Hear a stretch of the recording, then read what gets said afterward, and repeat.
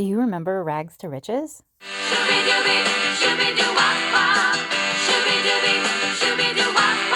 The pilot episode was a 2-hour movie that appeared in March of 1987. This has to be one of my all-time favorite shows. It featured styles and music from the 1960s. The thing that set this series apart was the music.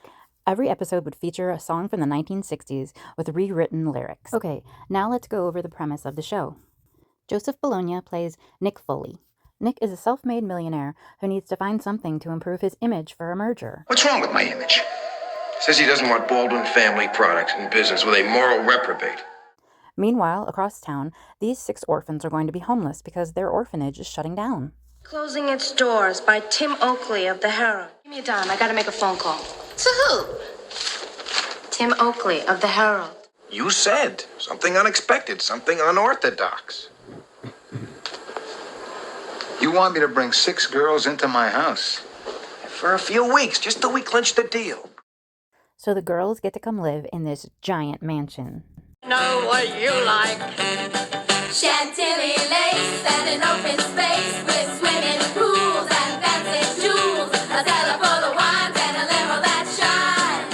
It's servants in a line. A club of bourbons and rows. Oh, give me antique tables and full-length tables. A private phone I can call my own. Because you know, oh baby, that's what I like. The girls make some mistakes, and they feel like Mr. Foley hates them. Never meant to let you down. Hope you let us stay around. Never had a friend like you. Only wish we could start it new. Because we want to make you proud. We do. You're a dream maker. You can make our dreams come true. The cast was made up of 6 amazing actresses. Kamiko Gelman played Rose.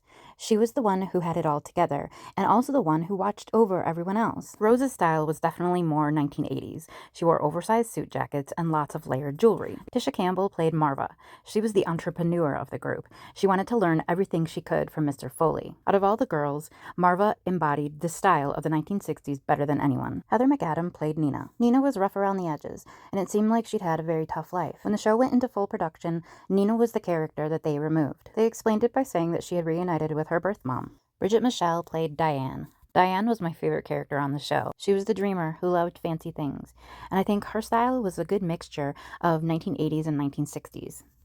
Blanca Delgar played Patty the tomboy, and Heidi Ziegler played the youngest one, Mickey. Oh, and we can't forget that Douglas Seal played the lovable Clapper. Did you know he was also the voice of the Sultan in Aladdin? So Nina decides to run away with her boyfriend and his biker gang, but Nick comes to find her to bring her home. Nina acts tough, but she is very appreciative that Nick came to save her. This is when Nick starts to bond with the girls. He then arranges for a huge surprise for the girls.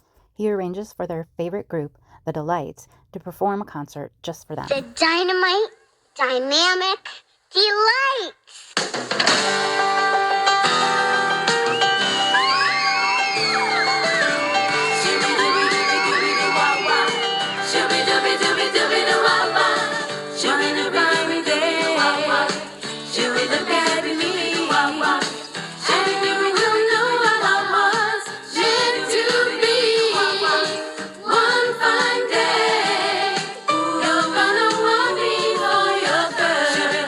There's going to be a big party for the merger, and the girls need to make an appearance. Admit it, I don't look bad. On some things didn't know I had.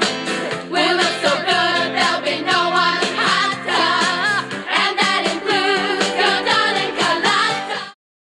Nick's girlfriend finds out that he's going to keep them and not send them to boarding school, so she tells the girls all about the plan to use them for the merger. The girls are heartbroken, so they decide to ruin Nick's party. Played by the book, played by the rules. When it took a pay, we were police fools. Gave you lots of love, we gave you all our trust. But we deserve the payoff and the joke's on us. Let's walk. Come on, ladies, let's walk. The girls go back to the orphanage. Can't you see we're not that sad? Didn't really want a dad. Wasn't meant for luxury. Nick discovers that he really misses the girls, so he goes to get them. All right. I'm asking you to. Girls. That's good enough for me.